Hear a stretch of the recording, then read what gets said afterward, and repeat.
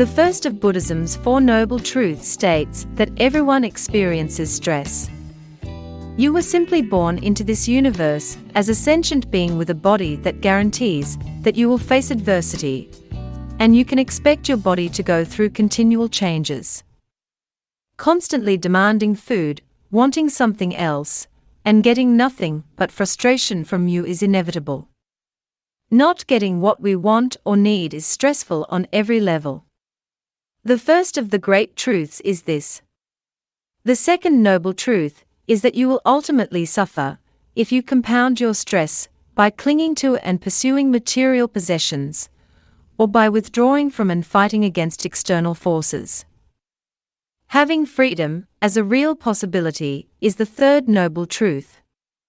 Moreover, the fourth great truth is that we can achieve this by adjusting our focus.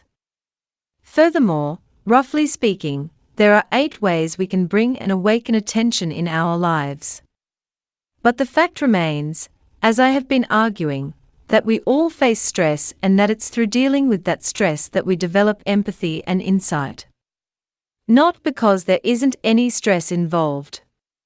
Simply put, it's because we pay it the kind of discerning attention it deserves. And the best way I can sum it up is with the old adage: no mud, no lotus. One of my teachers said something along these lines, though not exactly these words, during one of my retreats at the Insight Meditation Society. Every time I think I have a problem, I decide I don't have one. That has stuck with me, and it's a central theme of what we're investigating, that the things we label as problems can be difficult and even painful.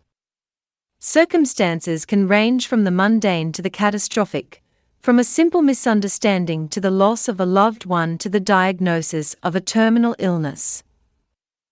However, one's perspective on the problem is what ultimately leads to pain and difficulty. For the most part, then, in terms of evolution, we evolved because, we're just a little bit stressed out. In terms of our evolutionary trajectory, we have reached what some of us call the mental agonic stage, in which we identify as a mental being and are preoccupied with thoughts and cognitive processes.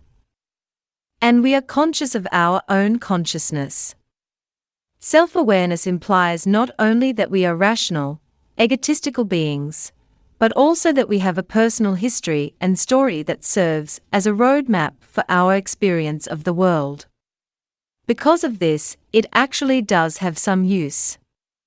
This, mental growth of our mental capacities to really have a lot of command over Earth. And, of course, there are new stresses that arise at each evolutionary stage.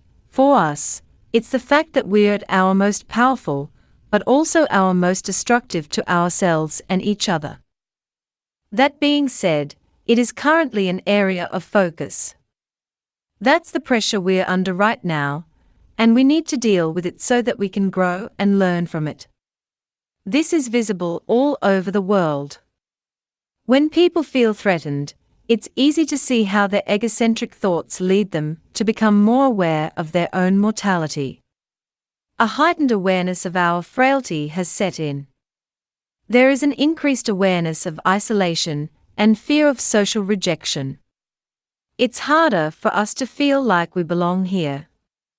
Because of this realization of our own mortality and frailty, we tend to respond to threats with heightened levels of violence. Those who are different from us are often the first targets of our bitterness.